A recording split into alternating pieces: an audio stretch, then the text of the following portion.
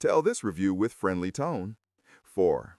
Today we're looking at the ScotchBlue Painter's Tape Applicator TA3-SB. You'll find a link to purchase this and other models at a discount in the description below the video. You can place your order right now. I'm going to walk through what this tool does well, where it falls short, and how to use it to get clean paint lines. For transparency, this is a screencast walkthrough rather than a camera shot of my desk, but the goal is the same: give you a practical, no-nonsense overview based on how it behaves in real use. Did you know that the best discounts on Amazon last only a few hours? That's why I launched 2 channels where I publish the highest discounts on Amazon products in real time every day. Follow the link in the description and subscribe to our Threads and Telegram channels right now to consistently save money on your everyday purchases. The Applicator is a handheld dispenser designed to lay down painter's tape in a straight, even path while you move along trim, baseboards, door frames, or window casings. The shell is rigid plastic with an ergonomic grip, and the front edge keeps the tape aligned as you glide. Inside, a standard ScotchBlue roll sits on a spindle. Most users load the common multi-surface tape width that's around 1.5 inches, which is what you see on shelves. There's a metal cutting edge at the front so you can press and snap the tape when you reach a corner, outlet, or stop point.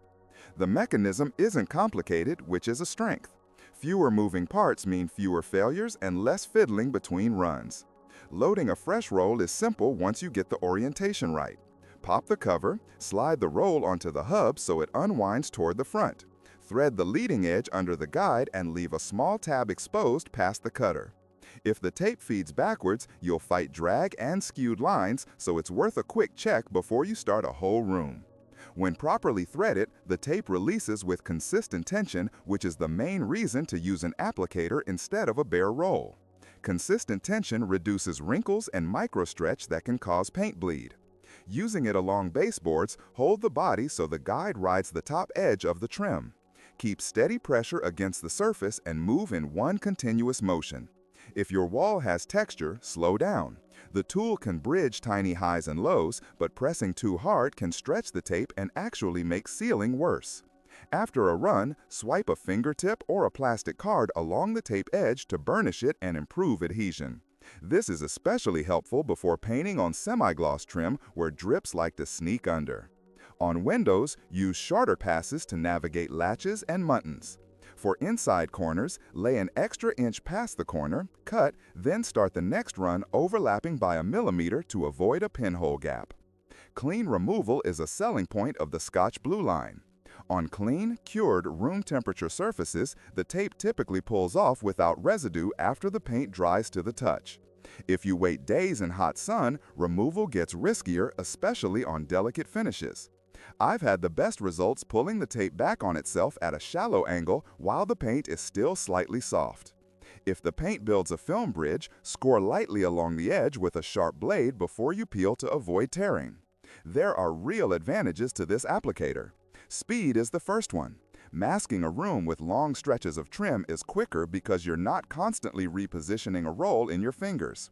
Line straightness is another. The guide lip gives you a visual track and reduces wandering, so your tape edge follows the trim instead of drifting onto the wall.